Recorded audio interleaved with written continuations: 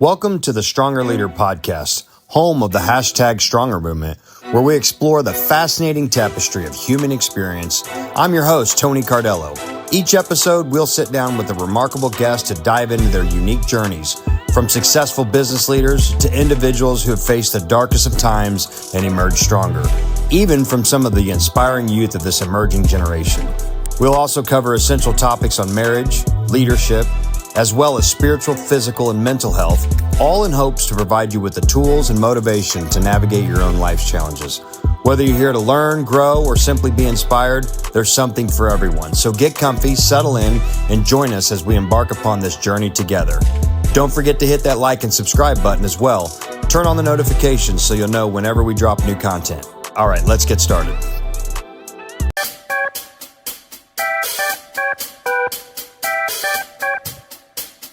Welcome to another episode of the Stronger Leader Podcast with your host, Tony Cardello.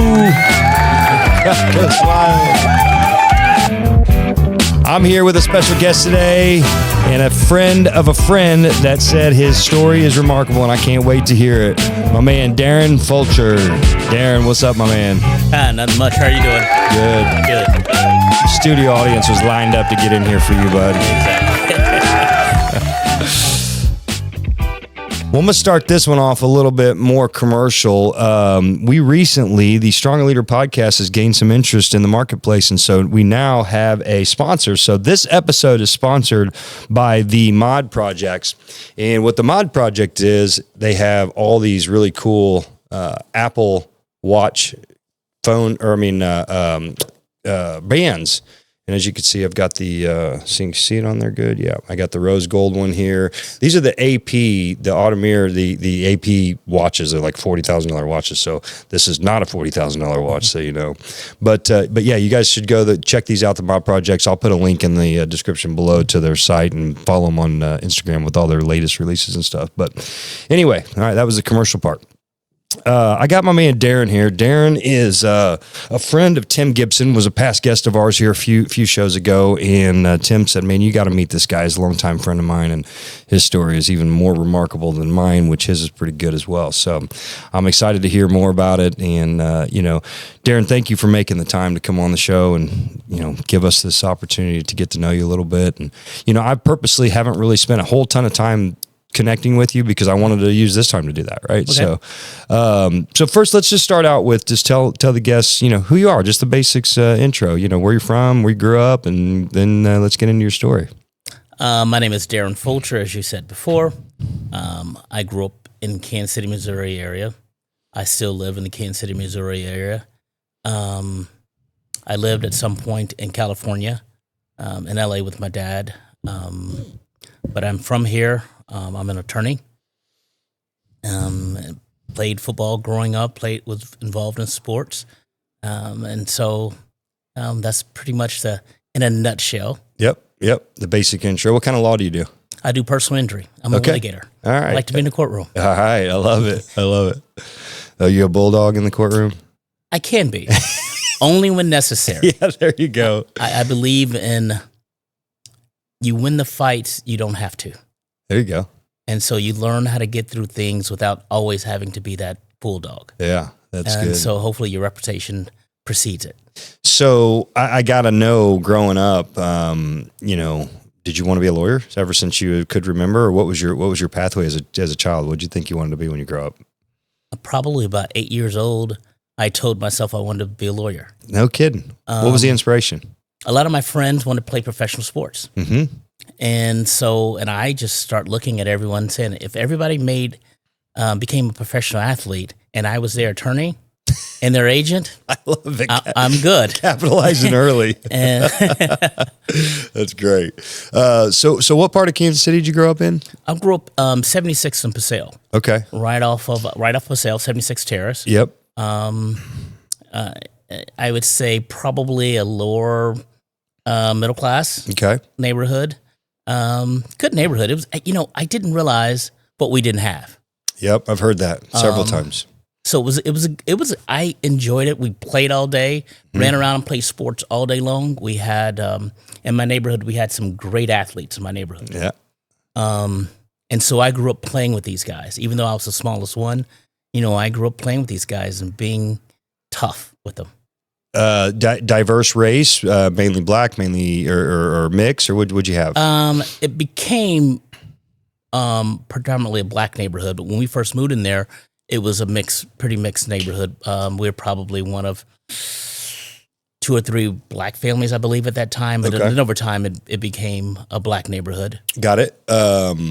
Southeast High School? Southwest High School. You went to high school with Tim? I went to high school with Tim. When did you guys meet? At what age? We met when we were probably 12 or 13 years old. In middle school. So started middle school. Okay. So in middle school. Got it. But I spent a lot of time early in life off of 10th and Prospect. Okay. Where my grandmother lived. And so my mother would leave me down on 10th and Prospect. Got it. And so I grew up with tons of cousins, and I learned a lot from them. Yeah. So I find it interesting being in that setting, down in 10th and Prospect and all that, and there's I know what kind of goes on down there. How did you stay, or did you? Let's start with that. Did you stay straight? Were you flying? Did you fly straight? For the most part. Okay. I was more of a fighter. Got it. And so my cousins growing up used to take me out in the various neighborhoods in that area. You had the Italian area, you had the Russian area, you had different areas down there where you really didn't cross that line. Yeah. But there was a park down there where people would meet. And which park was that? I can't remember. It's not Columbus, but it's a park right off of. You go straight down 10th Street, going off of Prospect, going to the east, and there's a park right down there. I'm trying to think what that is. Are you sure it's not Columbus Park? It could be Columbus Park. Yeah, I think that is Columbus Park, actually. It could be. Uh-huh. And I remember they would take me down there to have these fights. Yeah. And so I was like our cousin's representative of fighting, probably from the age of 10 to 13, 14 years old, and they would make money off me fighting. I love it.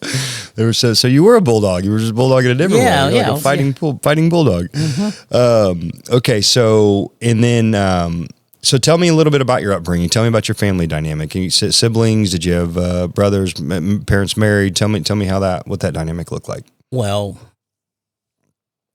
my mother married my stepfather.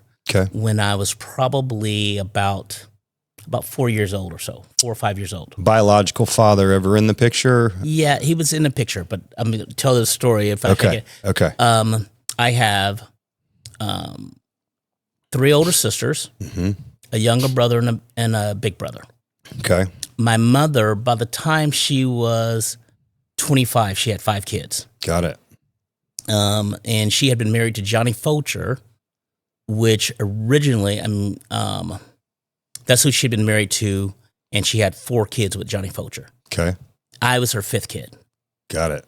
And she grew up in Wichita, Kansas. And in Wichita, Kansas, she got pregnant when she was 14, 15, and they got married. Mm. And he went off to work, and he went to the Air Force at some point. I know that. And my mother did not finish high school. I don't know how far she actually got. Okay. And at some point, she and Johnny, being young, began having issues. And she moved to Kansas City. And I was born shortly thereafter. Okay. So, and at some point, she met my stepfather. And we moved to where we ended up moving to off of Paseo, 76 and Paseo. Okay. Prior to that, we lived off of right around 10th and Prospect or so. Mm-hmm. And they get married. And that dynamic of their marriage was tough. Do you remember how old she was when she got married to your stepfather? To my stepfather, she would have been probably 30, 31. Okay. Somewhere around there. And so 30 and 5 kids. 30 and 5 kids. She's married to my stepfather. Mm-hmm. And the dynamic of that relationship was tough. Did they ever have kids? They had one, my younger brother. Okay, got it. Oh, yeah, that's right. And that's who he came later, and he's 6 years younger than me. Okay. So 6 years later, so yeah, maybe a year or so after they'd been married, I guess they had my little brother. Okay. Mm-hmm. And so we had the 3 older girls, my sisters that were the youngest one of the girls is like 6 or 7 years older than me. Okay. And so it's like me growing up with 4 mothers. So I used to say the same thing. I'm the youngest of 5, and I used to joke that I had, 4 dads and 2 moms. Mm-hmm. Yeah. And so we had a close knit, the siblings, we were close. Mm-hmm. And we were close because my stepfather was, how would I put this? He was an abusive man. Okay. He was probably roughly about 6'4", 6'5", I guess. About 250. Wow. My mother is 4'11".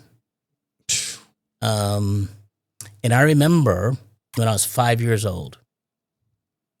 But that's my earliest memory of him is we lived in public housing when I was 3 or 4 when they first met. My earliest memory of him, and this is my earliest memory of life, is meeting him, and he was in the kitchen, and he told me to move, and I told him to move.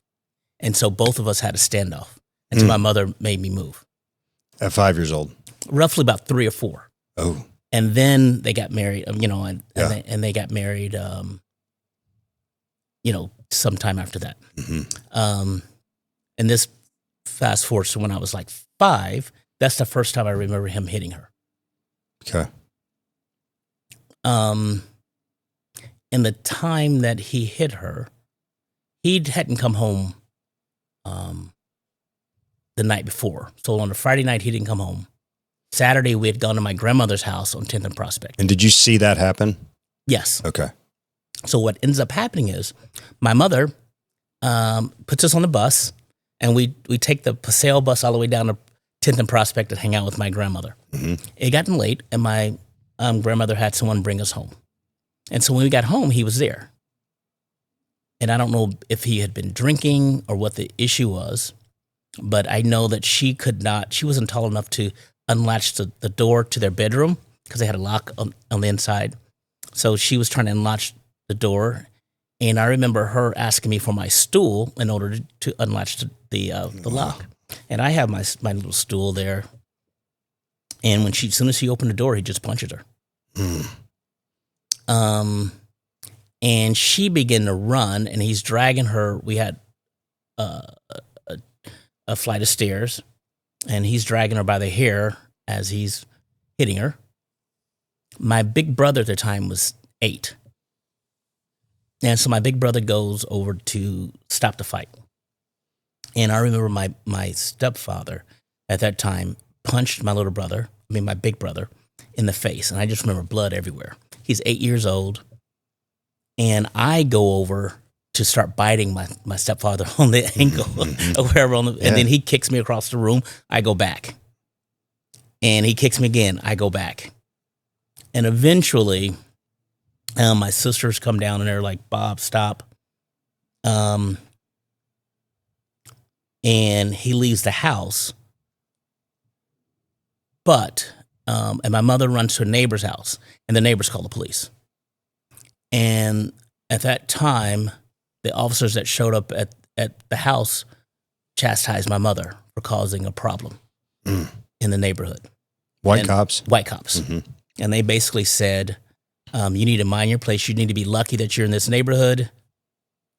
Stay in your place. And that basically gave him a license to do whatever he wanted to do for a long time. Yeah. Wow. Damn. So I got to know,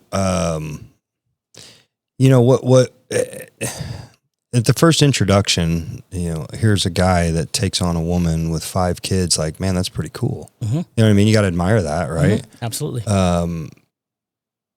So That's hard to wrestle with, man, because that's a lot. I mean, a guy, I know guys that won't even date chicks date chicks got one kid. Mm-hmm. you know what I mean? Mm-hmm. Much less 5. Yeah.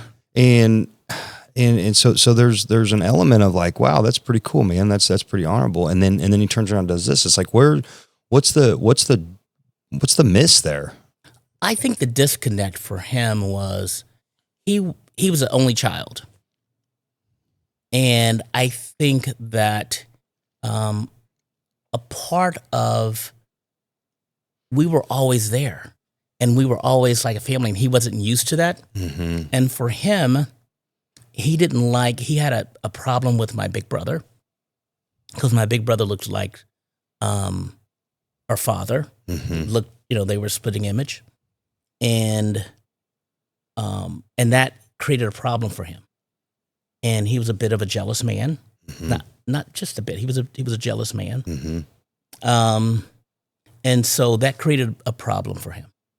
And so that was a part of it, I think. Yeah. When I look back on it. And then maybe some drinking too. Maybe some drinking. Uh-huh. And yeah.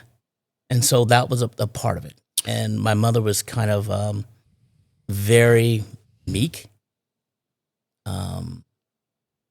She's a strong woman. However, when she does not like conflict. Yeah, I got so you. She tried to always avoid. Peace. Yeah. She always tried to keep the peace. Mm-hmm. And probably, seemingly, I would imagine a woman in that position probably trying to deflect, Mm-hmm. to keep him calm in order to keep you guys safe. Yeah, probably. And well, sometimes, and then eventually, what happened is, a few years later, after she sent my big brother to live with my father in Wichita, Kansas. Okay. And that was one of the saddest days of my life, when my big brother was gone. Yeah. Because he had been abusing my big brother for a long time. So what ended up happening is that abuse turned to me. Because he was not allowed to spank the girls. Mm-hmm. So, and he wasn't going to spank his son, so I became his whipping post. Whipping post. Yeah. Yeah. Yeah. Mm. Okay, so knowing a little bit about what I know about you now, at what point in your life, where is church introduced? Where's God introduced?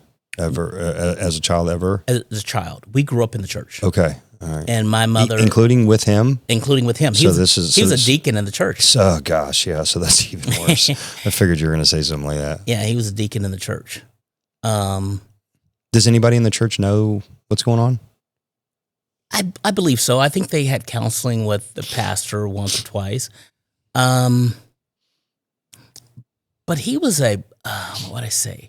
he was this big man. Intimidating. And I think he intimidated everybody. Mm-hmm.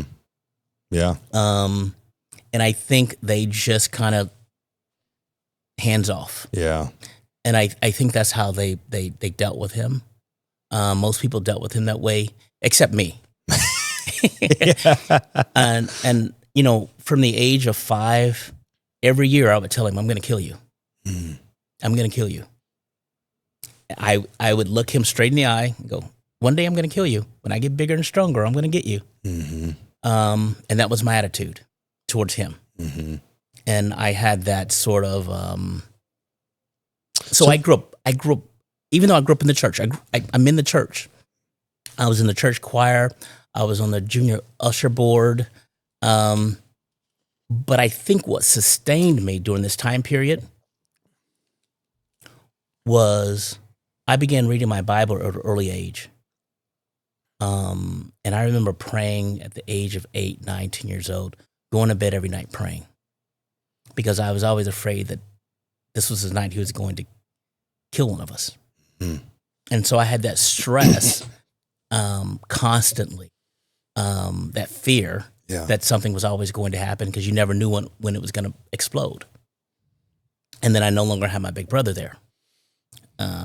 And so, how old are you now? Around this 8 or 9, you said. Okay, 8 or 9. Okay. And so, I just start praying, and I just prayed. I had one night. I very few people know this, but I'm praying so hard as I'm going to bed, as I'm going to sleep, that I don't know if I fell asleep while I was praying, but in my dream, I saw the brightest light that I'd ever seen in my life. I mean, this is a light, like, and the light moved towards me, and the light was moving towards me, telling me to come. And I was so afraid of this light, I ran the other way. And it's like no other thing, and I still remember that experience. So I went to bed, and I always believed that Jesus would save me. Yeah. So how long does this go on for? That probably went on until him beating her probably went on until I was 13, 14 years old. At some point, I think it stopped as the girls began to graduate from high school and leave. At some point, it was just my mother and my little brother and myself and him. And I don't believe he ever touched her after then, after everybody was gone. Why do you think that is? Because he hit me. And so, and at that point, I think the stress of him having to share her with anybody was gone. And I was such an independent person that my mother never saw a report card of mine after I was 12 years old. And so I looked at my family situation as if no one loved me but God. And so I don't owe anything to anybody. And so I stayed away from everybody. And so, and I remember by the time 12 or 13 years old, the first time I went to juvenile detention, I broke somebody's jaw. In a fight. All the fighting, this all stemmed from the hatred of your stepfather? Yeah. Primarily. Yeah. And so, and the thing of it is someone hit me, they hit me first, and I kept saying, I don't want to fight. And eventually I said, I'm going to hit you back. Yeah. Yeah, right. I'm going to hit you back. Right. And I did. And I remember when the police officers came to the house to get me, and they took me to the juvenile detention center off of Cherry, downtown Kansas City, 24th and Cherry. It's funny that I've represented people in there now. Yeah. Full circle. Yeah, full circle. So, but there was a good friend of mine that her next door neighbor was a dentist in our neighborhood, and he didn't leave the neighborhood. And her aunt was one of the juvenile officers there, and they made sure I came home. And a part of that was I started working when I was 13 years old, and so I had to pay this person's deductible and whatever their family owned, and they dropped the case. And so I think it was, let's say $400 or $500. And I had the money at 13 because I started working, and I had always been working. And my mother never bought her, she didn't have to buy my school clothes after I was 13 years old. Wow. And this guy who was in my neighborhood began to come by my house and pick me up on a daily basis. And he started putting me to work at his house. What kind of, just doing odd jobs around the house? Whatever? Odd jobs around his house. Mostly lawn. Yeah. Lawn work. And, and so this guy became a fixture in my life. And white or black? The black guy. Okay. And he taught me black history. His best friend, one of his best friends, was a well-known barbecue guy here in Kansas City. And these two men, I would hang out with them sometime. They began to take me to lectures. And I'm just around these guys. He had been a trainer with the Chiefs when they won the Super Bowl in '69, I believe.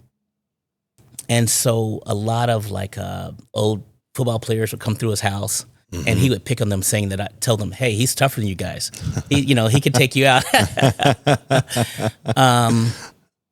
And so I grew up around. I started spending my time with him, and he made sure I got up at like 5 o'clock in the morning, and we'd go for these long walks, 4 o'clock in the morning, no matter rain, snow, sleet, and he would tell me, "You can feel the elements now," when it was really cold outside. And so I started spending a lot of time with him. It's cool. Yeah. So that was your father figure. He became a father figure for me. His name is Buzzy. He's passed now, but he was a father figure. And so how did he take interest in you? What was To be honest with you, I don't even know. I just know that my good girlfriend at the time, probably an angel, and you don't even know it. Yeah, my good friend. She and I are like brothers and sisters, and I was always hanging out at her house, and he was her neighbor. Okay. And he began, so somehow and then we used to go on bike rides. Yeah. And then I would just start showing up at his house. That's cool. Sometimes I just show up at his house. Well, you got work for me? Yeah. And that's what happened. And I just started showing up at his house. I was like that puppy that wouldn't go away. And he would see that, that I was, I needed somebody around. Yeah. And so he stayed close to me. That's great. Yep. So tell me, all right. So how old are you when the abuse stops to you? Probably the last time I had to be 15-ish. Okay. I remember my little brother told him that I hit him, and I hadn't hit my little brother. And I was downstairs in our basement ironing my jeans for the next day for school, and he just comes down and punches me. And I remember going to school, my jaw was out to here. But I remember when he hit me, I go to my mother and I said, "Hey, Bob just hit me for no reason." And at that time, and I was angry with my mother because she never protected me. And I think at that time, and at some point, I stopped coming home. And so I'm just hanging out, doing whatever. Yeah. But I'm also, and just to back up a little bit, when I was 13 years old, I got saved. I made a profession of faith. Okay. Got baptized. Yep. June 13th, 1981. Love it. Something like that. A week or two later, a few of my big brother's friends gave me my first 40 ounce. And so I was the kid that could hang out with the big boys. Yeah. And the big boys let me play football with them. The big boys let me get high with them. And, and my stepfather gave me my first drink when I was 5. And so, I was just hanging out. And people didn't know I was hanging out on the street, just hanging out with the old guys. Yeah, you were cool. Yeah, I'm cool. So I got to you weren't an annoying little kid. Yeah, so I got to smoke with them and drink with them. So interesting. I'm pulling all this together because you're the trajectory of your life. It didn't take that path, obviously. And if it did, certainly not for very long. So at what point do you? So does drinking and smoking become a big part of your life for an extended period of time, or was this? Tell me, because you eventually had to go to college and law school and all that. So when, do you drink all through high school and party and smoke and everything? And I really wasn't a smoker. Okay. So I didn't like, and I always said I didn't like the way it felt on my muscles. Yeah. And I always felt like it lethargic, and I didn't want to be, and I didn't want that feeling. But I was always a drinker. It was social. It was just what we did. Yeah. By the time I was 16 years old, I had liquor in my room. None of my parents would not have let anybody else do that.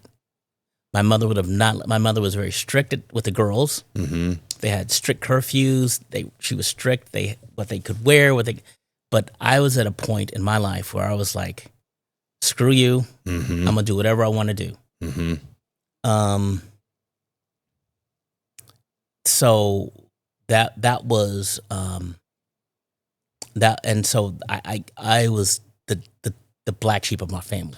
Were you angry as a kid? Now I know you probably had moments, obviously, but if I were to ask like Tim or anybody, like, man, this dude was always pissed off, and or were you pretty much just short tempered? I was pretty much short tempered. I didn't You walk weren't around angry. with a scowl. Okay. I didn't walk around with a scowl on my face. Yeah. Okay. And I was most of the time they probably thought I was pretty happy go lucky. Okay. And only a few people knew what I was going through of my friends. Okay. But when I was the age of 12, what clicked for me, which I became angry, is that I realized that my other brothers and sisters' father, who I was told was my father, found out wasn't my father. Mm-hmm. That's Johnny Fulcher. And that's Johnny Fulcher. Okay. And so, and I remember when I was 12 years old, when I was told that Johnny Fulcher wasn't my biological father. Had you had any relationship with Johnny Fulcher up until that point? We would go spend summers with him. Got it. The kids. And so for me, that was a refuge away. Mm-hmm. And he never looked at you any different. No. That's good. I was always his boy. Yeah. But I know at some point my mother stopped letting me go down there to stay with him because my grandmother, his mother, didn't like me. And I didn't know why. And I remember her making me fight one of my cousins because she wanted my cousin to beat me up.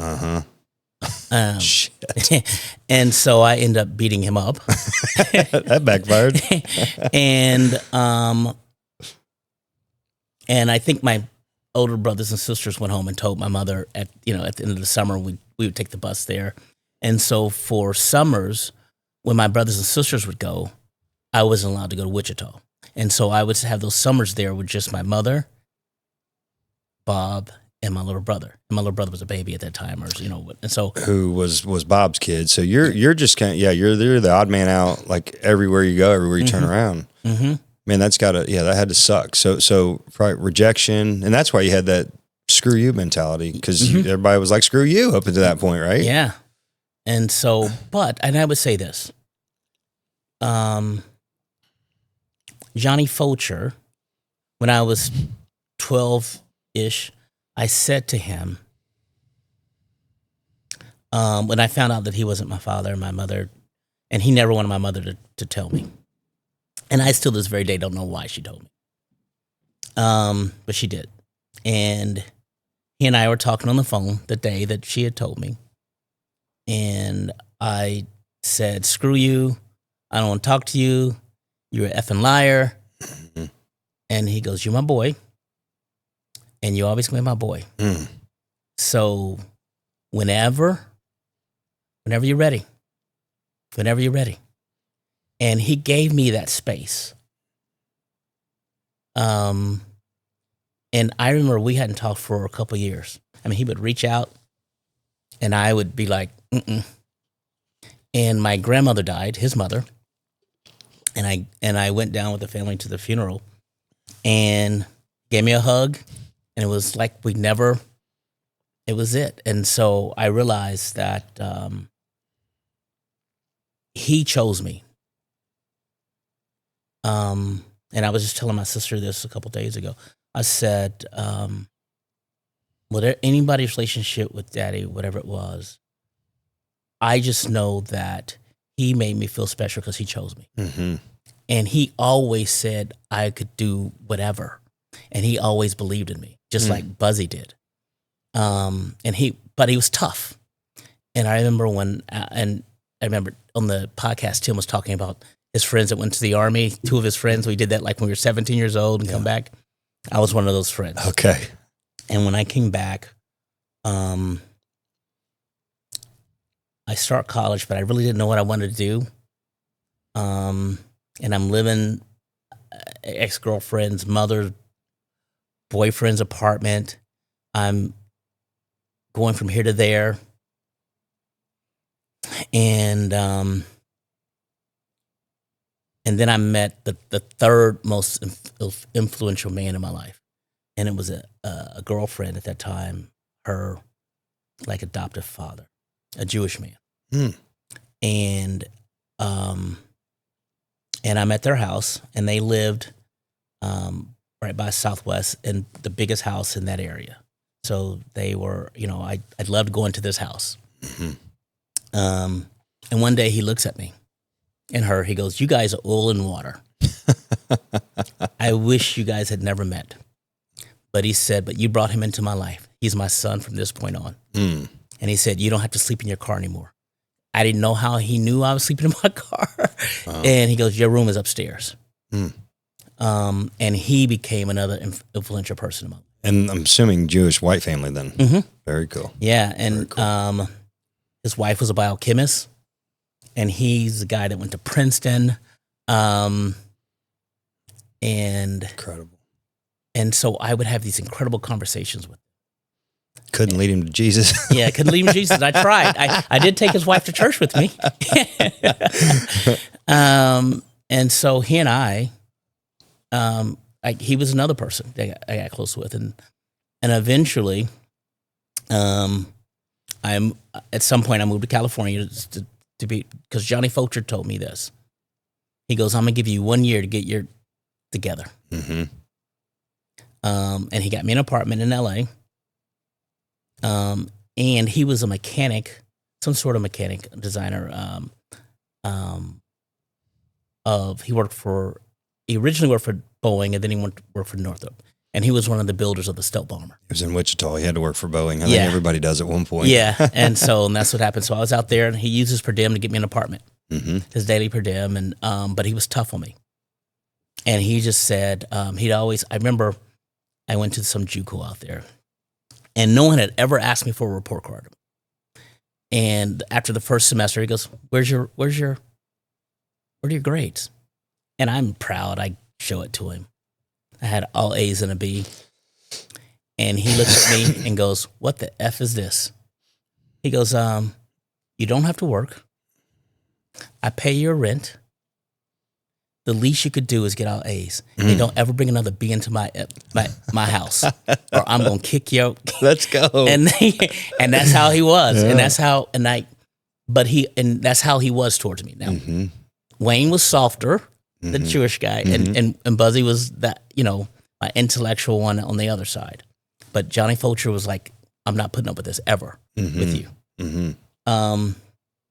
And I never got out of line. Ever. And he told me I couldn't have a woman stay at night at the apartment ever.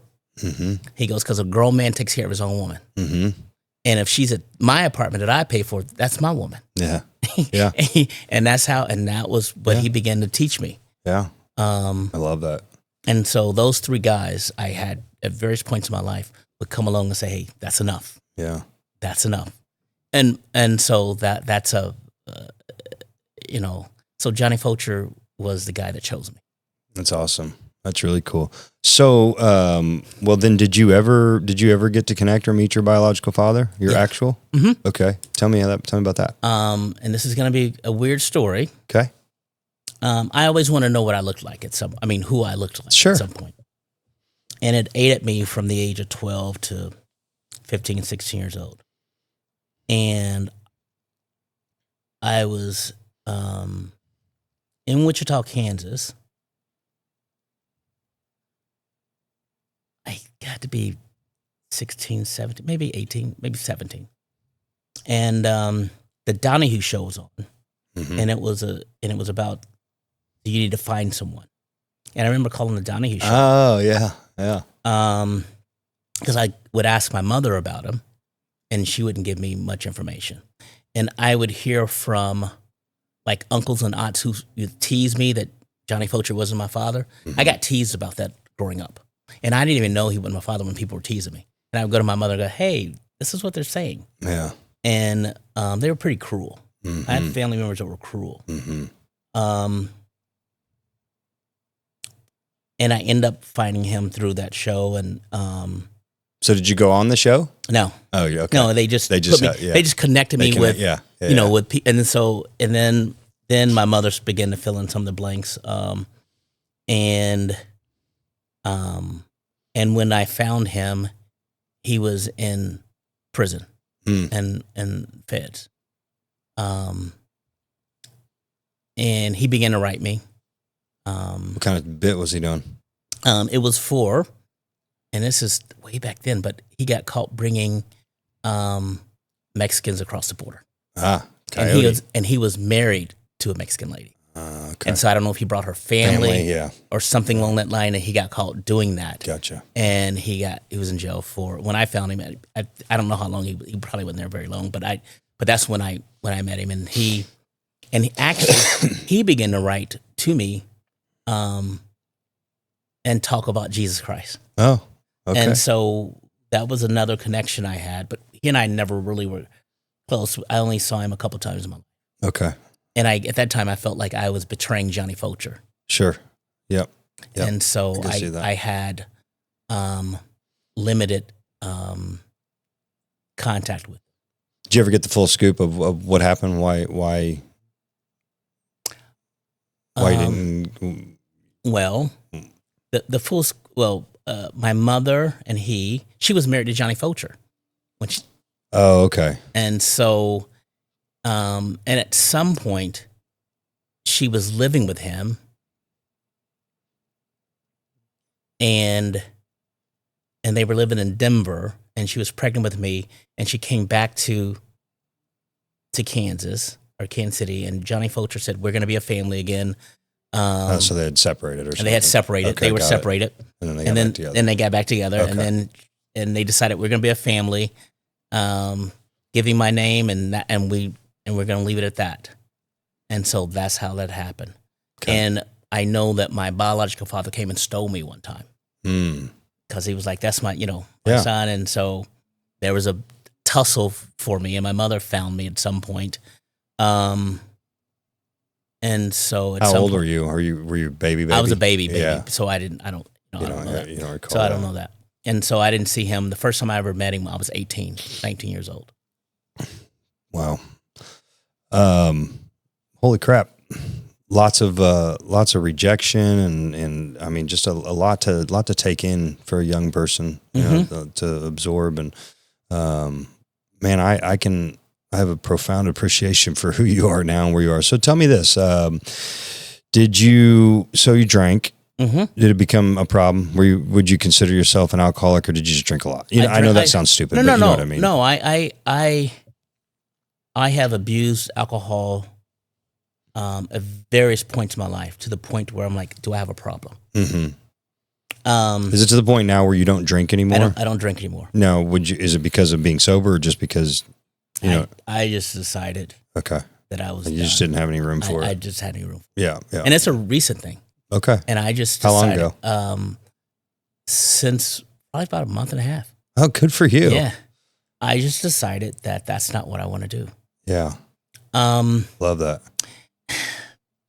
Any events, or you just like, you just older and be like, man, I really don't need to do this. Older, but I'm trying to get in better shape. Mm-hmm. I've been working out, and it was. How old are you? I'm 57. Okay. You look great. Yeah, thanks. Yeah. So, and that was a part of it. And so I just decided. He has something in the water over there, because Timmy looks the same too. He like, black don't crack. Black don't crack. Hey, that's it. Oh, that's good. But a part of it was, I know that when I was married, I drank too much. Mm-hmm. I didn't even ask. Are you married now? No. Kids? I have 4 girls. Okay. My youngest one is at Texas Tech, and I have one that's graduating soon from Syracuse this semester. So I'm getting close to being done with tuition. So I was probably one of my friends, and I would describe him as lost, and that's the understatement. Now, okay, he currently is. Okay, but a good friend. I've known him since I was 8 or 9 years old. And so when I was married, I remember early on in my marriage, or at some point, he looks at me and says, "You're the most single married man I've ever met in my life." When a lost man looks at you and tell you that, Yeah. you need to look in the mirror. Yeah. And I was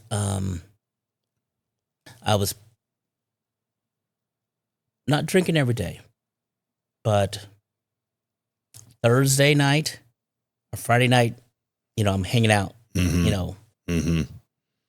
hanging out. Yeah. Hanging out. Mm-hmm. And a part of that, I felt rejected from my wife. And so that was another thing. So I just decided, okay, I'm going to do my own thing. Yeah. And I would say that I was a good father to a certain extent. Mm-hmm. Because how can you be a really good father if you're not taking care of their mother? Yep. Properly? And that's Did you see one of my videos? No. I'll send it to you. And so but at that time I was telling myself I'm a great father. Yeah. Yeah.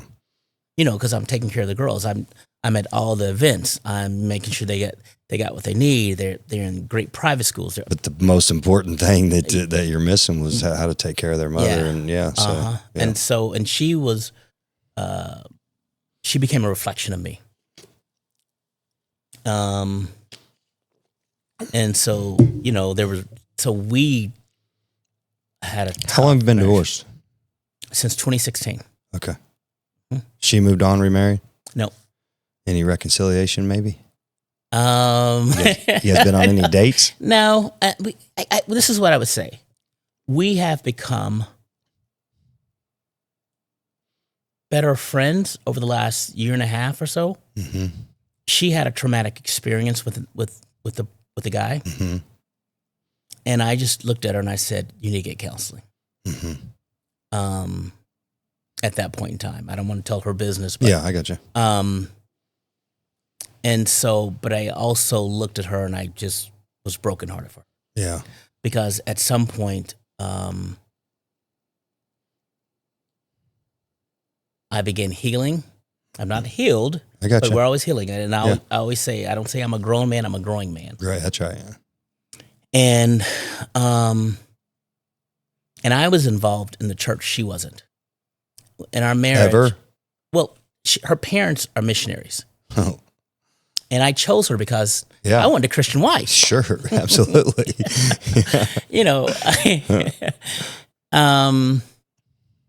But it takes a lot more. And in our marriage, I wasn't the man that she thought I was going to be, and she wasn't the woman that I thought that she wanted me to be. And so in our marriage, it was tough, and I had not seen a healthy relationship really. Right. That I was around on a sustained basis. Yeah. And I didn't know how to be a man. I didn't know how to love a woman. Mm-hmm. Truly, I didn't even know how to love myself. Right. And so, we rarely had. At the end, we argued, but we really didn't argue because there was no emotion. Mm-hmm. Almost numb. Almost numb. Yeah. And I remember various points in conversations we tried to have, and it just didn't click. Yeah, it's like, what are we doing? Yeah. Mm-hmm. But early in our marriage, we were in church together. We got discipled together at church. Mm-hmm. That's how we started. But then I found something out, and that hurt me. Mm-hmm. And when that hurt me, I reverted back to that young boy. Yeah, that rejection. That rejection saying, well, screw you then. Mm-hmm. I can do this better than you. Yeah, yeah.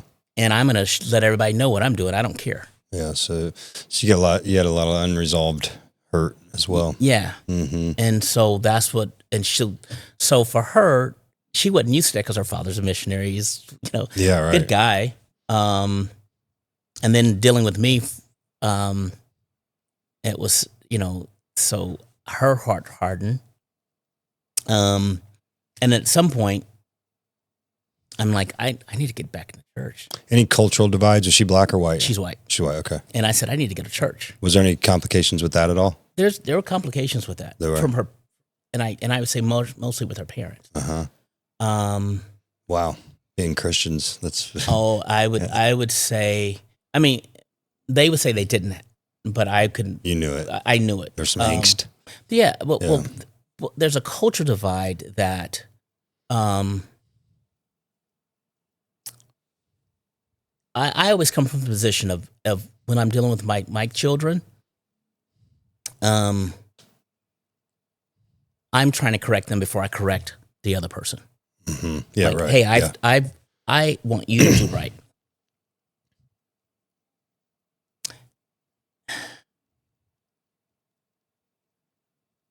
In my estimation, they never held her accountable to what a Christian woman should do in any given situation. That's just my perspective. Yep.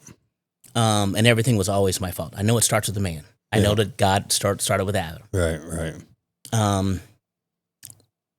But she, at some point, maybe because all the things I'd put her through at some point, when I'm getting back into church and I'd tell her, hey, I found this great church. The girls and I are going. I really get involved with a couple men there, and I'm doing the Hoops and Bibles program every Saturday. I'm going to the Johnson County Jail, giving the gospel out there. Mm-hmm. I'm beginning to learn my Bible.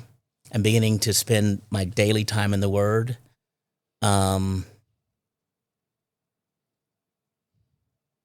I think only thing she could see is I know that guy who, the old you. The old me. Yeah, she's waiting for she thinks it's a cover up, but I still wasn't where I should have been. Sure, now. I got you. Yeah. And I was growing. I mean, I was, and I didn't have a man to talk to.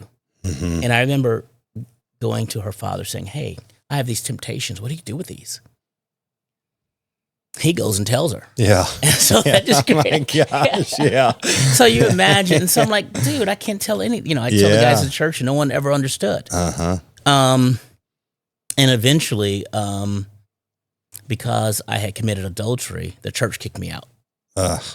And the pastor, when he kicked me out, said that I could not come back to church until she said it was okay. Now, she hadn't been a member of the church. She hadn't gone to church, mind you.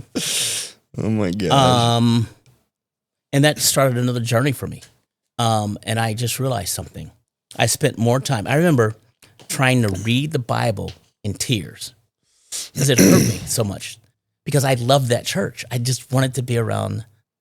More rejection. Yeah. And so what I ended up doing is I spent more time over that couple years in the Word of God than I had ever spent at that time. And at some point, the Spirit told me, Job didn't have a church. Job didn't even have a Bible. Mm. But what he did have is a relationship with the Lord. Faith. He had faith. Mm-hmm. And my faith began to grow. I began to pray for the pastors at the church. Mm.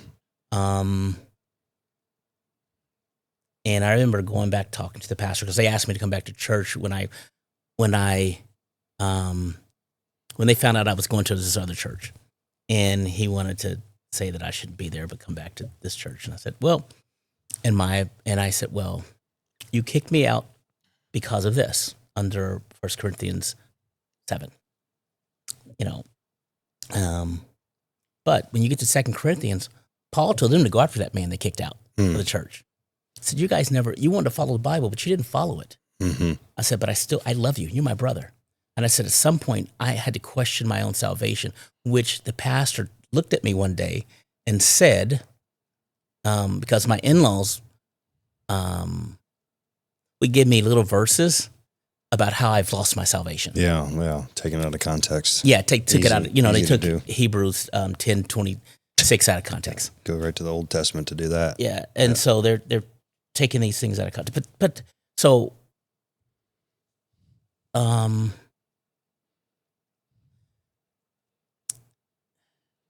when I go back to the church, I told him I had been praying for you. And I said, everything began to click for me more and more when I read in 2 John when it says, if you love the brethren, you have life. And I know I love those guys. Mm-hmm. And I know I've been praying for those guys. And that gave me my assurance. And from that point on, okay, we're good. Wow. That's incredible. And in that process, I went on a couple of mission trips. I've been to the Middle East, Israel, the West Bank, and given out the gospel. Wow. I've given out the gospel in cool is India. that? Yeah, I mean, I've had some amazing experiences. So I got to hear, I don't want to cut you off for that, but I know there's a really, really cool story about Bob. Mm-hmm. The day finally had come, you were going to kill Bob. Uh-huh. I was, there was an encounter there. I was in law school and 26 years old. You ain't forgot it. 21 years now in the making. No. It was going to happen. It's going to happen. And I'm telling myself, I am going to kill him. Uh-huh. And my little brother, my big brother, by this time my big brother had moved back to Kansas City. And we're at my little brother's apartment. And my stepfather is there, my ex-stepfather. By this time, him and my mother are divorced. Okay. They divorced when I was 18. Okay.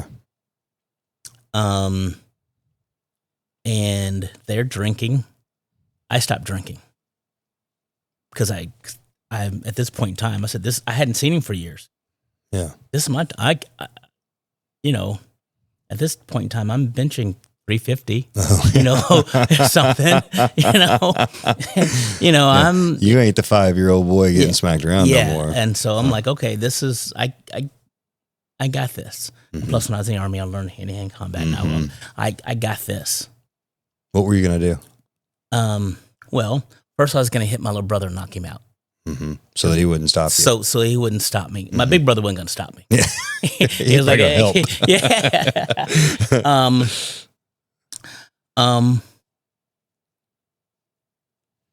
I know that I was going to hit him and take him to the ground. First, I was going to take his knees out, then take him to the ground. Mm-hmm. And I am picturing this. Yeah, play by play. You got it mapped out. I got it mapped out. Mm-hmm. I've positioned myself. And when he came here. I have this all mapped out. Yeah. Yeah. And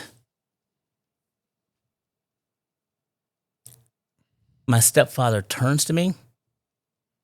You guys by yourself at this point? No. Okay. In front of everybody. Everybody's there. Mm-hmm. He turns to me and looks at me and goes, I need to ask for your forgiveness. Mm. And he begins to cry. And he said, I treated you so bad. And can you please forgive me? Wow. Please.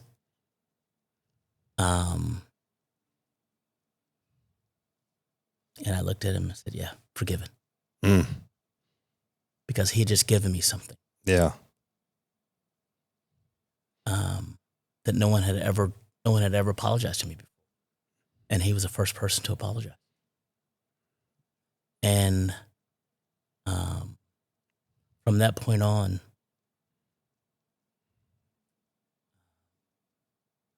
I saw him in a different light.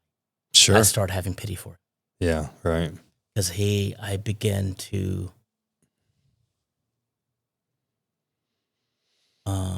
see how his life had become broken. And at some point, 15 years later or so, he had a heart attack and he was just a broken. Yeah. And he had married a woman that didn't take care of him. And he was a broken Mm-hmm. and sad. Still alive? No. He passed? He passed a couple years ago. Got it. And I was there for my little brother. I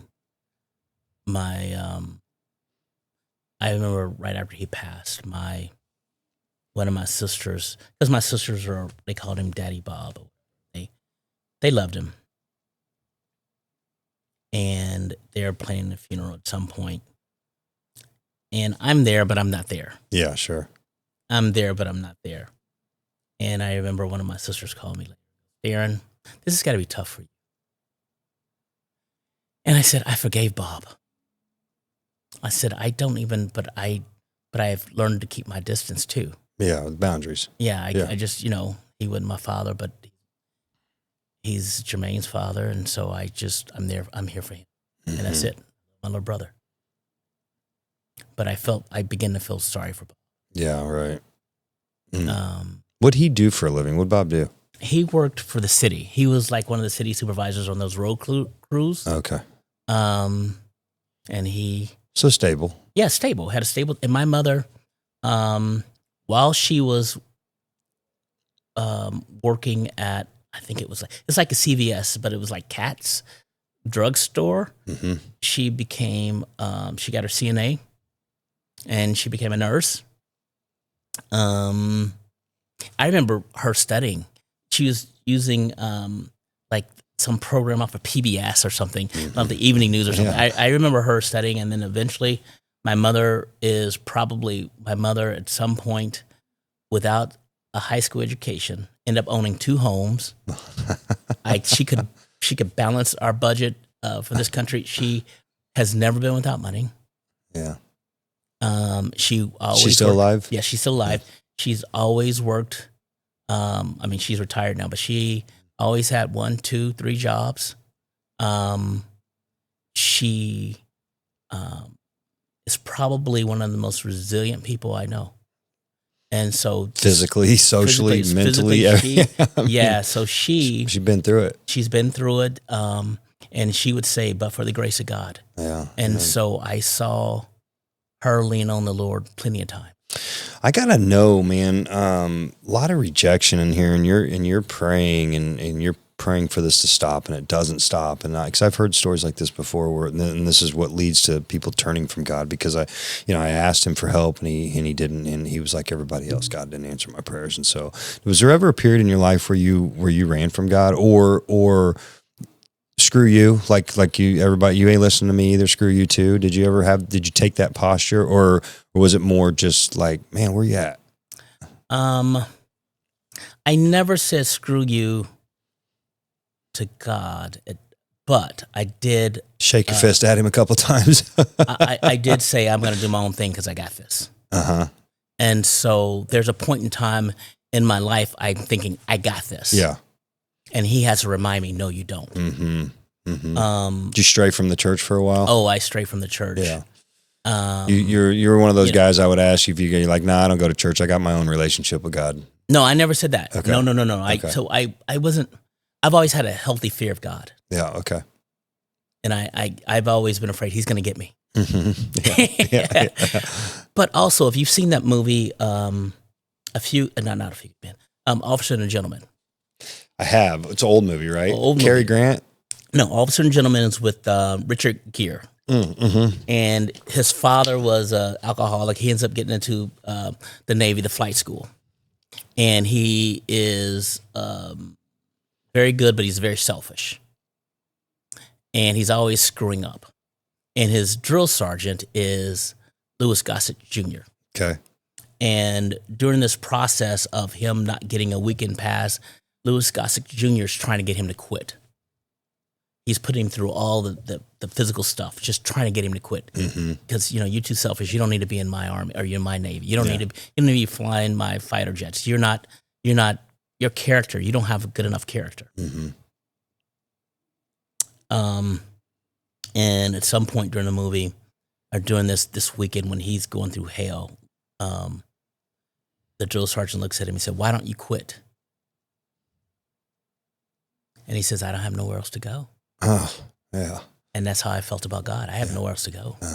I don't have anywhere else to go. Yeah. That's all I had.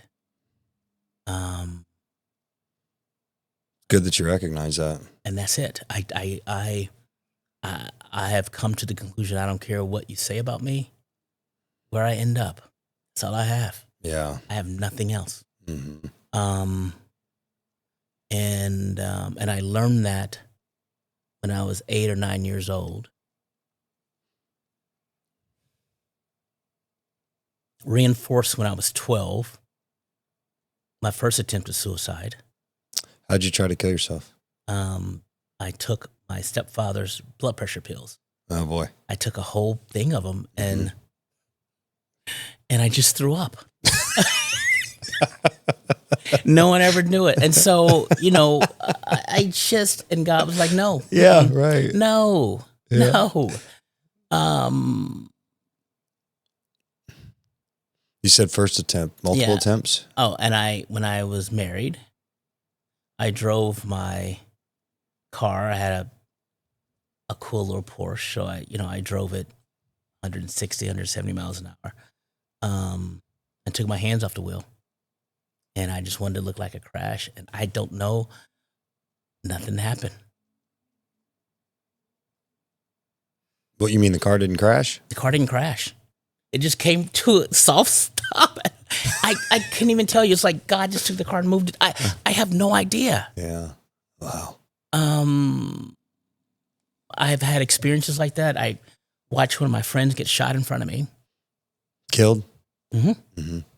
And one of the bullets went right over my head.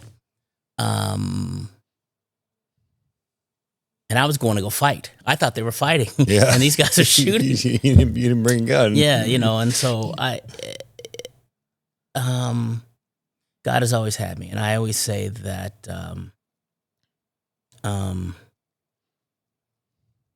I just always go back to the Word of God and the Lord. And so therefore, I'm bold. Sometimes I've used scripture while I'm in court, and it pisses people off. Sure. So what? What are you gonna do? Yeah.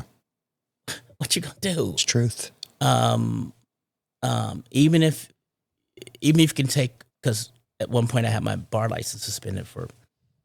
Even if you could take my living, I still got him. Mm-hmm. Yeah. Paul talks about that all through the New Testament. But I got him. Yeah. And so one of the kids I had Hoops and Bibles years ago called me today, and they know they can always call me. Mm-hmm. I give them the gospel. I'll tell them where they at. I hold them accountable. I go into the hood and and that's just what it is, man. Yeah. And so I could be bold with the gospel because everything I've been through. Oh yeah. God has said, if you don't have faith in me now, what else do I have to take? Yeah, right. What do I have to take? Right. Yeah. Yeah. And so that's that fear. Mm-hmm. That what else does he have to take from me? The story of Job terrifies me to no end, and I pray for that all the time. That God, because I pray for my faith to get stronger, but then I also thank God and I thank Him for the faith that I do have, and and I get on these I get on fire sometimes, and I get going, and I just feel like invincible, in His name, right? And but then I'm quick to say, like, please don't test my faith. I don't know that I could do what Job did. You know what I mean? My children, and I've got a friend of mine that I'm super close with. He's lost 2 kids. One at 5 years old to cancer, and then an early 20s to opioid addiction. I can't do that. You know what I mean? I say I can't. I'd be forced to, I guess, if it happened, right? But I pray all the time because I'm like you. I have this deep fear for God as well, and I know that it could happen. But please, just believe me. I have faith in you. Don't test me. Don't test me. I'm not a very good test taker. That is one of my prayers, and it's the Lord's Prayer. But lead me not to temptation.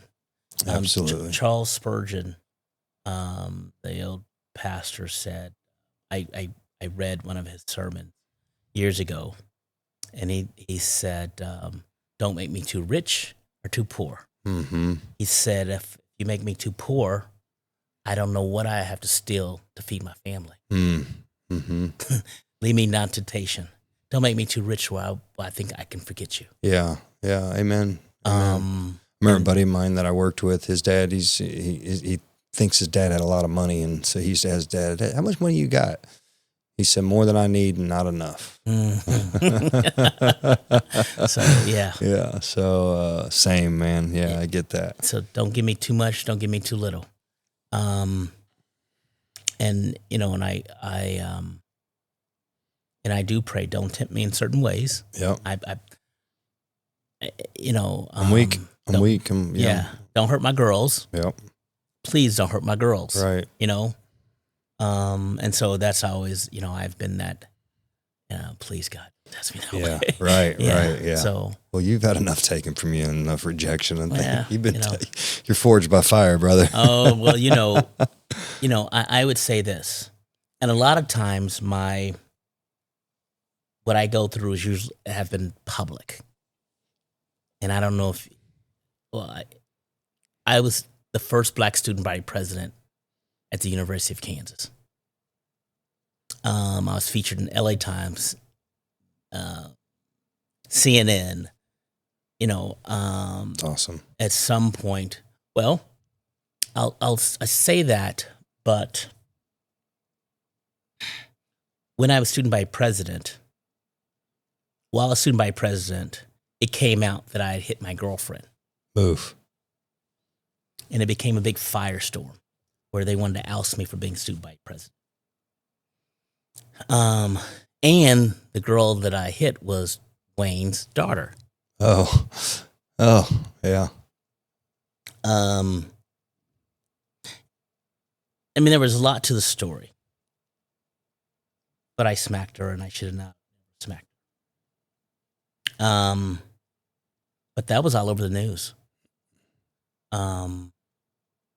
I remember Wayne and Judy. So they knew about it prior to it ever be coming out. It didn't come out until a year or so later. Oh, got it. And because we had already taken care of it, it was gone, but someone found out about it and wanted to use it against me because I was in politics. Yeah, right.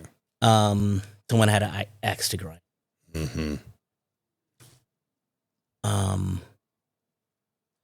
And I remember she and I went to go talk to Wayne and Judy to tell him what happened. And I could tell him anything. And I remember looking at his wife. His wife looks at me and goes, I want to smack you for her. Looked at me and he goes, and he looks at her and goes, this is going to be a learning experience. Learn from it. You need to learn from this. But you're my boy. I love you. And then when it came out in the press, we had a family meeting. And by this time, she and I are not dating. She's dating. It's the four of us. And he said, we're going to handle this as family. We're going to keep our head up high. And they don't need to know what happened. We're family. Wow. And we're not going to throw anybody under the bus. Wow. And so I remember when news stations and people would call me and ask me what happened, I made a mistake. It's on me. Mm-hmm. No one ever knows what happened. All right. It was on me. But I know that they stood by me. That's cool. And then even when the press comes, she would tell them, you know, he's a good guy. Guys, someone got a hold of this and it's not what it is. And so, but my mistakes were always front and center. Yeah, I bet. They were front and center. I mean, I'm going to tell you, just going through that on campus, walking around campus, and everyone looking at me like I was a monster. Woman beater, yeah. Right? And you know, like I was a monster. And women since then have used that against me. Yeah, I bet.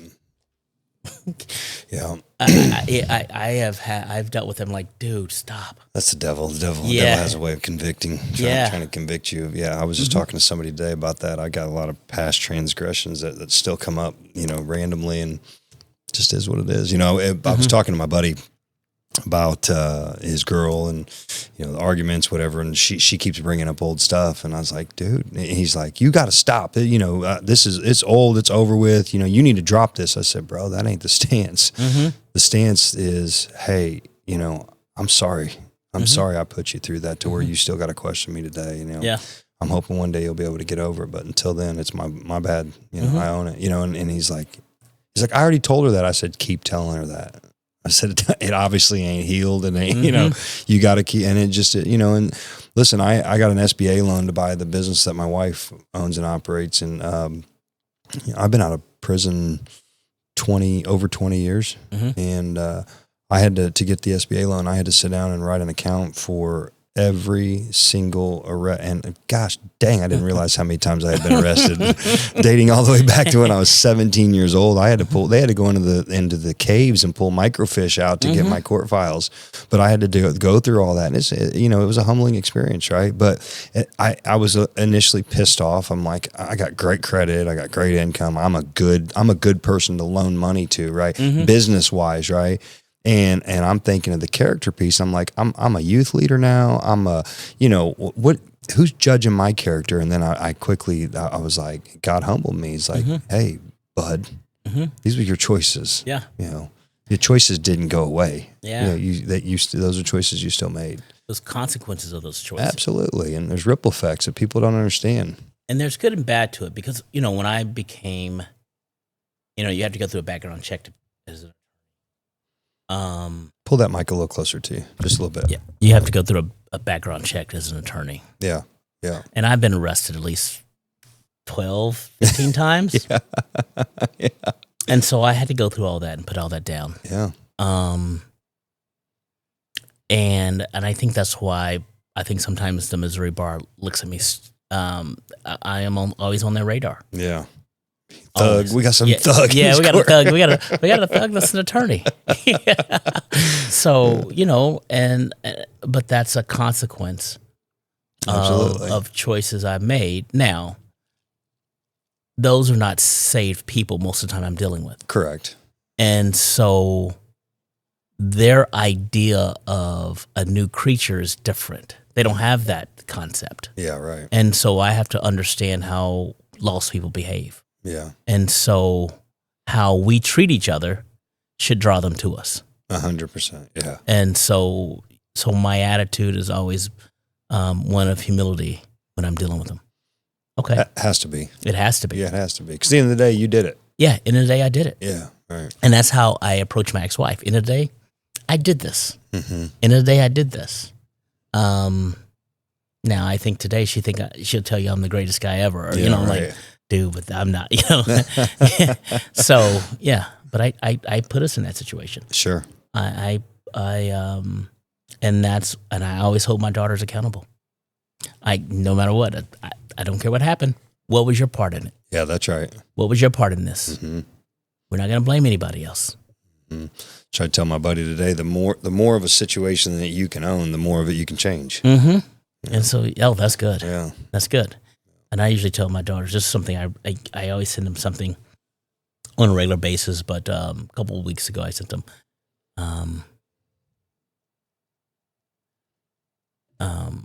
a story of giving grace.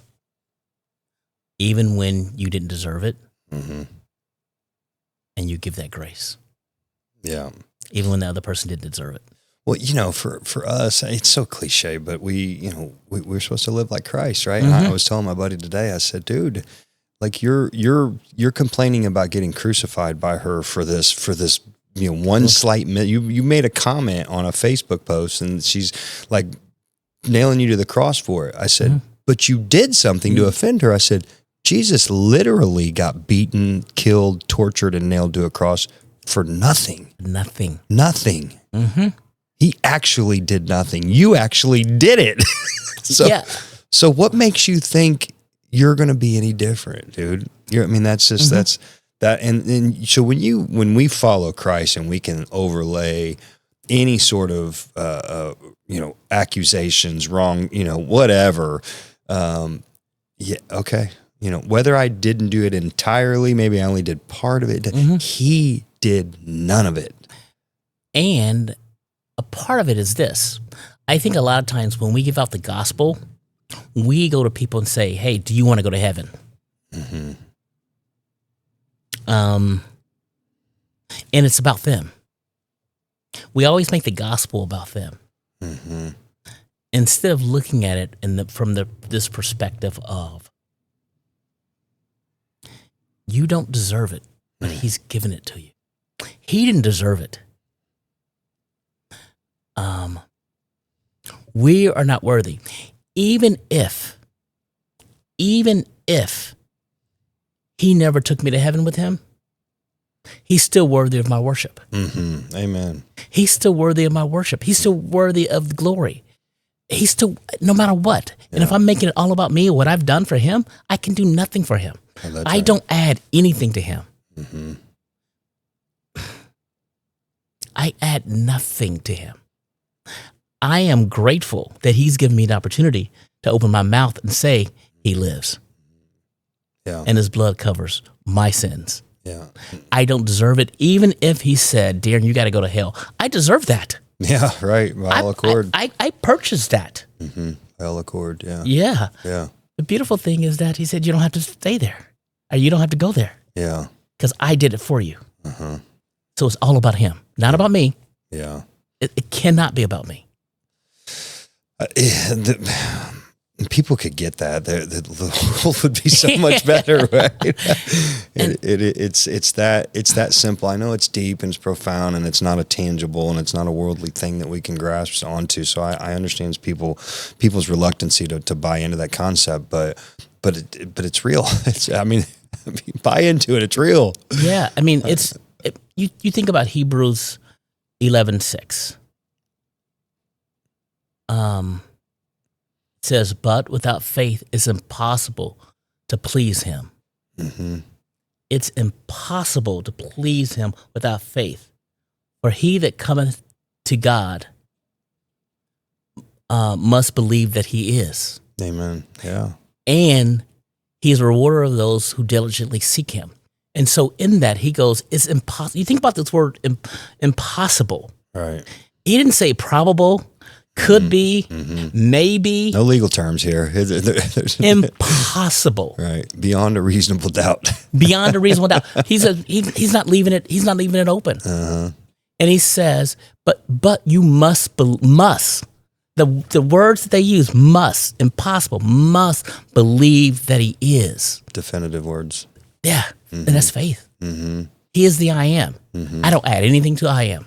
Yeah, and the thing about that is, and where the faith comes in, is he realizes that we don't have the tangible, we don't have it. All we have is faith. That's it. We are never going to have the physical encounter. I have, Tim can believe that I have met you one day because he knows that I've seen you. Yeah. Right? That ain't faith. That's just fact. Right? Faith is believing in that unseen. Right? And it doesn't. People get so hung up on the unwavering piece of it that in order to have faith, you have to believe like in the depths and there's like no wonder, and that's not true. That is not true. And I tell people all the time, like, man, I don't know that I believe in all that. Hey, that's okay if you just believe in a little bit. That's all. And bring the rest to him. He'll open your eyes to where you can't but believe. Here a little, there a little. Absolutely. Precept on precept, dot up on dot. So yeah, that's it, and that's how I've been able to grow in the faith. Some of us are hard-headed. Yeah, me. And you have to go through the fire, in and out of jail, whatever, and in and out of relationships, understanding that what's not good for you. Yeah. And he uses that, but it builds a strong faith. Yeah. Because you got to diligently seek him, because you know that he is. And what's really cool that I have found. I've been in the church since I was a little kid. We were raised Catholic. I'm Italian, so I went through all the sacraments and made communion and did the whole Sunday school. And so I've always had it early on. We were never taught as Catholics the relationship with Jesus side of it. But I was just telling somebody the other day. I just went to my uncle's funeral and it was a Catholic mass. And gosh, it's gorgeous. It's beautiful. The reverence of the service and what everything means is so beautiful, right? And because I understand it now on a heart level with Jesus. But I was never taught that. Yeah. Right? I never taught the Bible and Scripture like I am now, right? And so, but I was going somewhere with that, and I got a little off track. But anyway, so that relationship component is where it develops, right? The more you seek, the more it develops, and you can't, because I had those seeds planted at an early age, they keep, and then now I have this big eye-opening awakening where I can go back now to when I was a child and go, he was there, he was there, he was there, he was there, he was there. That wasn't by accident. That wasn't by, oh my gosh. You remember when I met this guy that, you know, and here just the other day I got to go, last year in 25, I got to go speak at a construction site at a Google data center. And the guy that set it up for me was a guy that was running around with a bunch of boys, football players, and they lived up north here. And North Oak was the cruising road back in the day. And my wife met him back when they were 17 years old, and they were like buddies from back then. And then when her and I got married, we saw him later on a boat, and she introduced me to him, only to have me go out and witness at this construction site in Charleston, South Carolina. And, you know, and I'm like, I was like, Dominique, getting this out. Look how cool this is. Like, God introduced you to Travis on North Oak and he just put an earmark in that relationship because one day Travis was going to pull me onto a construction site in South Carolina 30 years later to witness. And God does that. And that reminds me of a story. One of the elders in our church wanted me to go to India on their mission trip. I did not want to go. All right. I did not want to go. I told myself I don't have a heart for the Asian people. I don't want to go. I'd much rather go to the Middle East, take me to Mexico, you know, take me to Africa. I do not want to go to India. We get there and it is dirty and dusty. And my allergies are killing me. And we were doing a discipleship conference there at the Bible College, and I can't remember what my section was teaching on. And we went out and gave the gospel out at night. This was our first couple days there. Then we're going to go up to the mountains, to the villages, and give out the gospel. I had never met this pastor before, who came and picked us up, Pastor Pradeep. And we were riding. I'm with two of the elders and their wives, their wife, and then our driver and the pastor, and I'm way in the back in this little Suzuki. I'm in this little cramped up space. I'm not happy. I don't even want a beer. Bad attitude. Yeah. Now I'm supposed to be out doing the Lord's work. And so I remember one of the elders, pastor's wives, the pastor said, "We're going to get out. I mean, you guys have been traveling all day. And we still have a little ways to go. We're going to stop at this village and get you some fruit so you guys can get some food." I wasn't going to get out of the truck. I was staying in. Like, I see all the people. No. And I remember my good friend Larry, his wife Anita, sweetest people. I think that's the only time I heard her say a cuss word. She goes, "Get your ass out the car, out this truck." Okay, so I get out, and I'm standing. They're all interacting with people, and I'm standing off by myself. And some guy comes up to me out of the blue, and goes, "What are you doing here?" Yeah. And the same thing happened to me in the West Bank. And it hit me. If you deny me before men, I'll deny you before my Father. Come on. And so I said, I'm here on a missions trip. I'm a Christian. And at that point, Larry, who we did this once in Bethlehem. It's like the same setup. We go back to back and we're giving out the gospel and the crowd gathers around. And just so happens, a guy comes over to translate for us. And as we're giving out the gospel to this crowd, a guy out of nowhere comes and begins to translate for us. At the end, I think Larry gave the invitation. At the end, this guy who, you know, when everyone lowers their head to pray, you know, he offered a prayer. I'm watching this guy. I'm one eye open, one eye, because I'm, you know, there's something wrong with him, you know. And while we were praying, he takes off his shoes. And gets done, and this guy, who we didn't know, who will come down from this one village, begins to talk to him. And then we asked him, what just happened? He goes, he just accepted Lord Jesus Christ. Come on. And he said he can walk in my shoes from this day forward. Oh. And that's his way of accepting. And I realized something. God would take me 13,000 miles to save one person. Amen. And God will use you. And so I knew that right then. And that trip changed me forever. Yeah. And I remember we're on our way up to the village, and I'm there with these seasoned pastors and then the main pastor. And we're driving up. And at this point, I've done my bit of teaching in the classroom. You know, I'm good. I get to just carry their bags and watch the show from this point on. Right. We're on our way up to this village, and Pastor Pradeep looks at me and goes, "You're giving the sermon at the first village today. Oh boy. It's on you." What? Me? Preach? I can't even tell you what I preached on. Yeah. And I know I was nervous, and I'm reading the Bible, and I was like, I don't know what I'm going to. Yeah, right. I get up there, give the sermon, and half the village got saved. Oh my gosh. That's what God would do. Yeah, absolutely. You know, Jonah not want to go. Uh-huh. Yeah. And so turn back to Nineveh. Yeah, exactly. And so that's I know God will move things for us because he's trying to get that one person saved.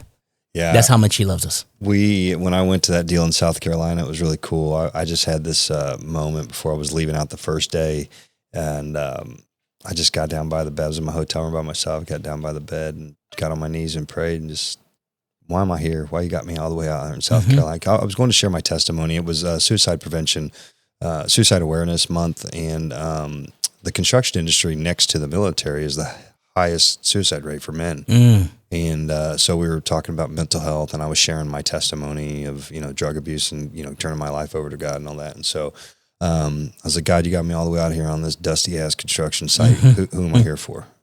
Bring me who I'm here for. And I gave my testimony, and this woman came up to me, and she's pretty much in tears, and she said, I've been praying for you. And I was like, what do you mean? She's like, I've been praying for God, because I have a friend of mine that is a meth addict like you were, and he's in the hospital right now. He got in a bad accident, and he's ready to turn his life around, and he wants to come rehab at my house, and I don't know anything about the drug.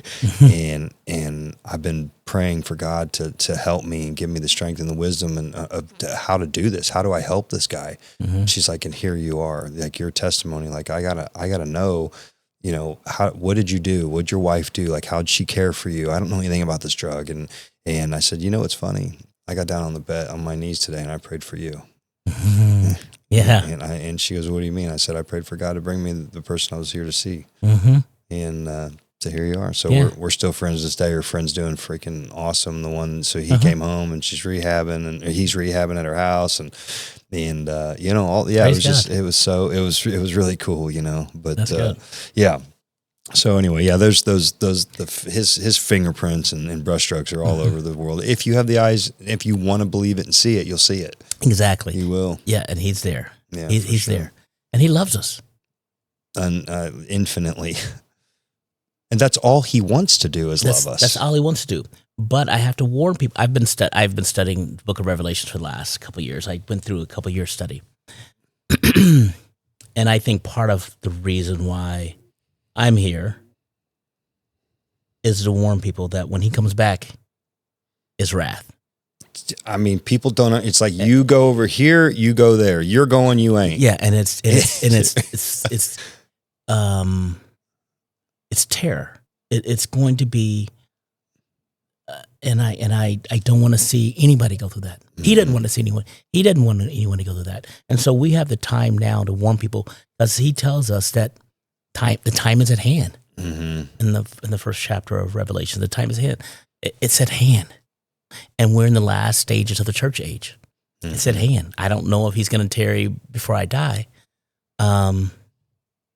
And it's so hard. I wrestle with it because the measurement of time in the God world is but a vapor, right? So we could, the end times could be, another 100,000 years for all we know. Yeah. But it doesn't matter. Because he's coming like a thief in the night. Yeah. He says that a day is like 1,000 years to us to him. Yeah. So, and I just but it's coming quickly. And you just don't want to be on that other side. No. My biggest thing is, I'm like a practical person in this. I'm like, okay, here's the deal. This is what I tell people all the time. If I'm wrong and I die, I'm dead. I'm dead. I'm going in the ground. Worms are going to eat me. Who cares? I don't care. I'm dead. If I'm wrong, but if I'm right, there's a whole lot of eternity to enjoy. and everybody's eternal. Everybody's eternal. Yes. Where are you going to spend eternity if you're wrong? Yeah. And so that's what, and the other piece, the other side of that is I'm like, here, if you're wrong, holy shit. Yeah. That's bad. Yeah. Real bad. Yeah. If I'm wrong, I'm getting eaten by worms and I won't even know I'm dead. Yeah, exactly. But if you're wrong, oof. Yeah, think about this. Yeah. Yeah, I'm like, bro, like statistical, like just play the odds here, man. Yeah. Like just come believe, please. please quit being stubborn. And it's because we want to live the way we want to live. Yeah. Even when we're saved, we want to live the way we want to live. Yeah. And that hinders our reward. But he says he's a rewarder of those who diligently seek him. And he will reward us. I feel like at every turn, because of my me seeking him and being diligent and being obedient and faithful and coming back to him and getting saved. It's when my life went parabolic in terms of financial success, relational success, anything you could be successful in as a human. It happened the day I gave my life to Christ. It just went parabolic. And I've worked and been successful my whole life in some accord in the car business and like Tim, right? Yeah. I made a lot of money. Yeah. But the emptiness and the relational success, I'd say in every avenue. Now, I'm not perfect and I don't certainly have it all together and I don't live this, I stress and have worries just like everybody else does, right? But ever since I decided to walk with him, and then it keeps going, and I give to the church, and then I get rewarded more financially, and then I give more to the church, and I get more reward. But I know it's because of my obedience, and I continue to just press into that. And not only my obedience, but I glorify him. This very house that we're sitting in right now, we built it, and we bought the lot, and I sent the drawings to the builder that I wanted to build it, and he gave us a conceptual bid to build it. And it was really probably out of my range at the time, right? But I was going to do it. We were going to do it. I wanted to do it. And we bought this lot, and we stood here on the dirt. It was like a movie, little picture. Yeah. The moon's out, radiating over the pond. My wife and I stand on the lot, and we hold hands. And we look at each other and we pray. We prayed over the lot. And I said, God, if you'll make this happen for us, I promise that I'll use this home to glorify you. Yeah, I get emotional when I tell this story.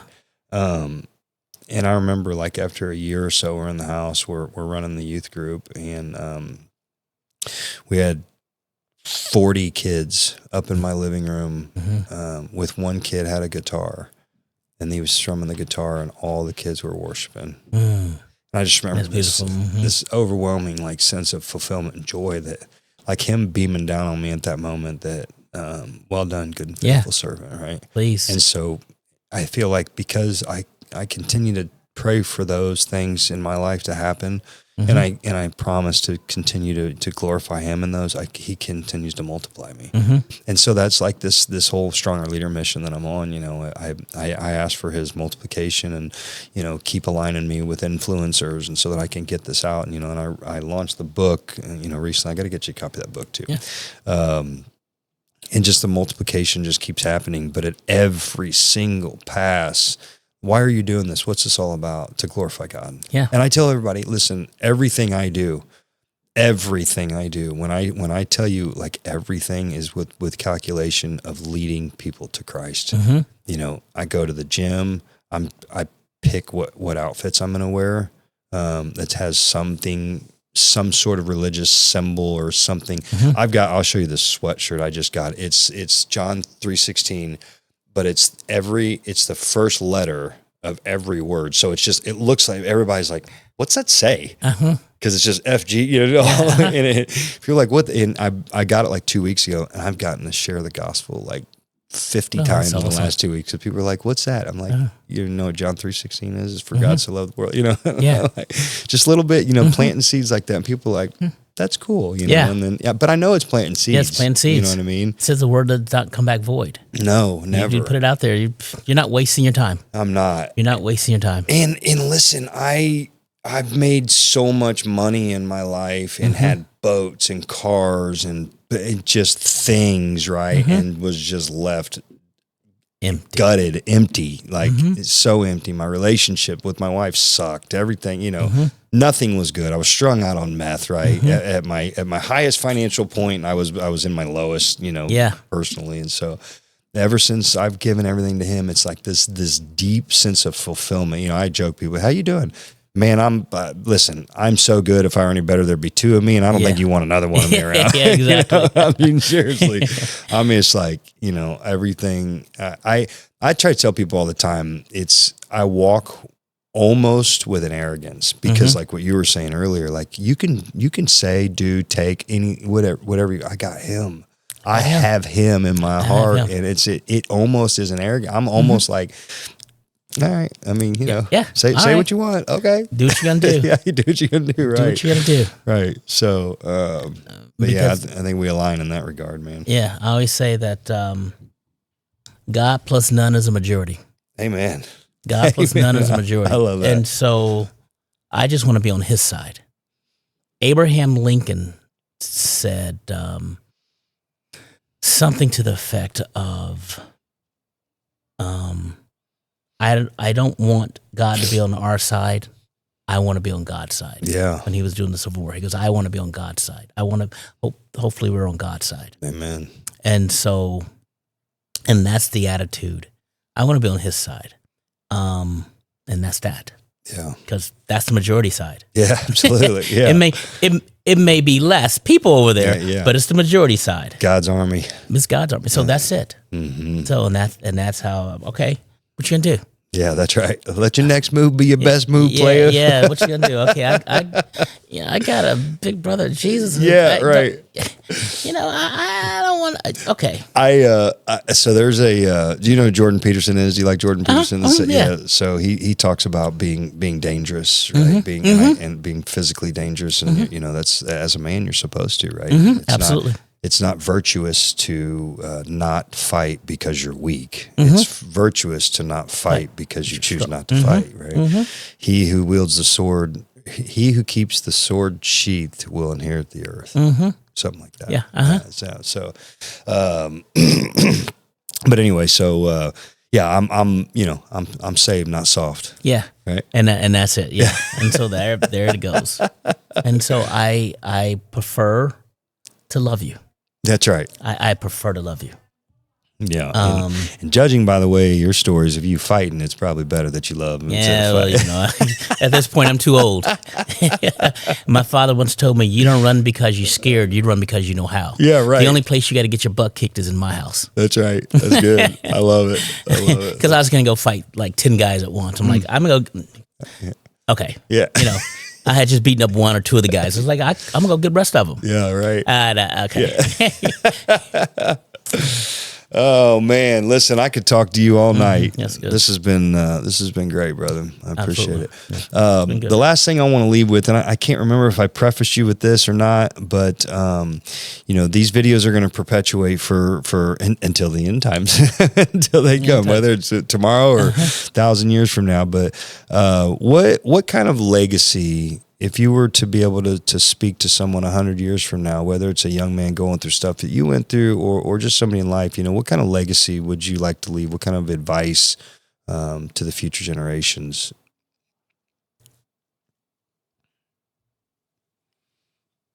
I always go back to this. The fear of the Lord, the fear of God is the foundation.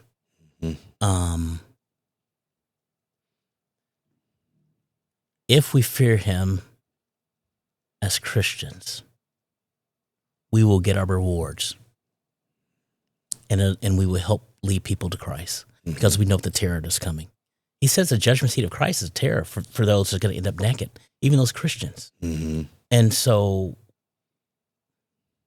what I would want to leave, particularly for my daughter, and I always start at home. Mm-hmm. I told them I had 3 jobs when I was raising them. My first job was to lead them to the Lord and have their own personal, strong relationship with God. That's what I pray for on a regular basis. Mm-hmm. The next is for them to be able to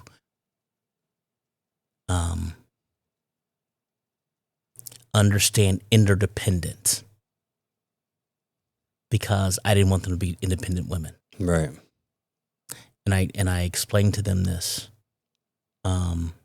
Usually independent women end up with weak men. Right. Yep. And I don't want you with a weak man. Amen. And I got to teach you how to be a helpmeet. And so the legacy I would want to leave with my children, my grandchildren, is that we're all interdependent. I love that. And so because we're all interdependent,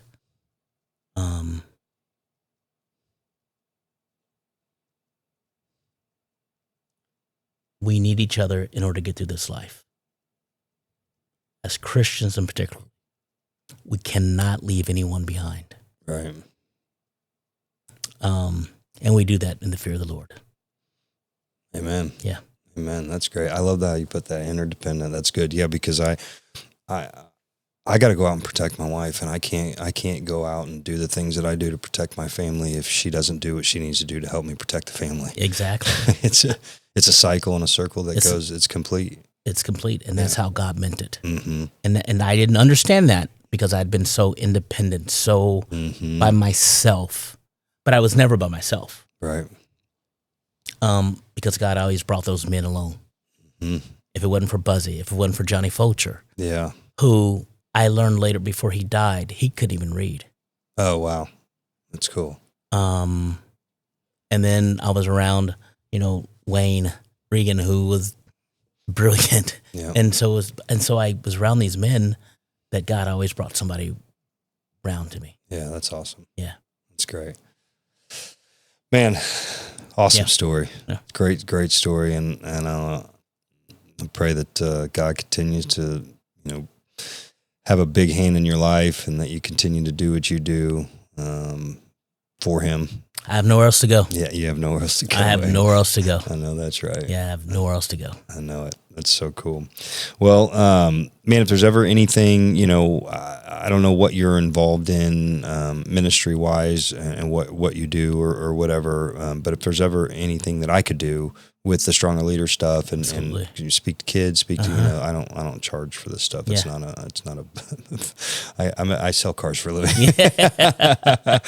I preach the gospel for Jesus, for souls. Absolutely. Right? Mm-hmm. So if I could ever do anything for you and troubled youth, whatever, I've been from the streets myself and addicts and all of it. So man, thank you so much for the time. I wanted to give you the ability to pay homage to your alma mater. So you went to KU. Did you go to KU Law School as well? I went to MU Law School. MU, how about that? Look at you.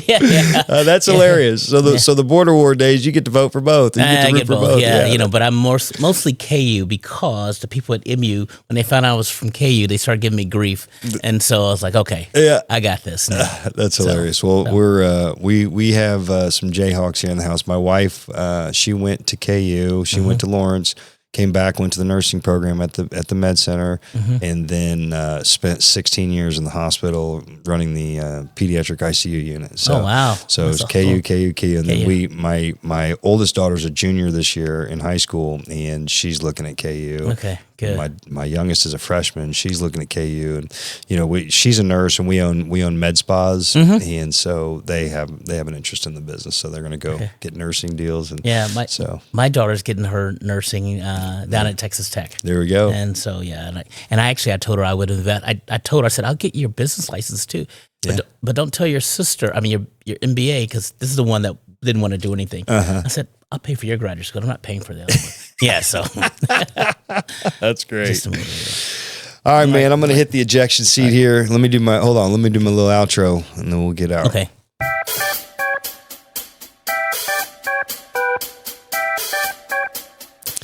Well, that's another successful episode of the Stronger Leader Podcast. Darren, my man, thank you so much for coming and joining us. And listen, if you guys like what you saw here, please hit that like and subscribe button, and also hit that bell notification so you know when all the new stuff drops out. And don't forget to go check out the mod projects when you get a chance.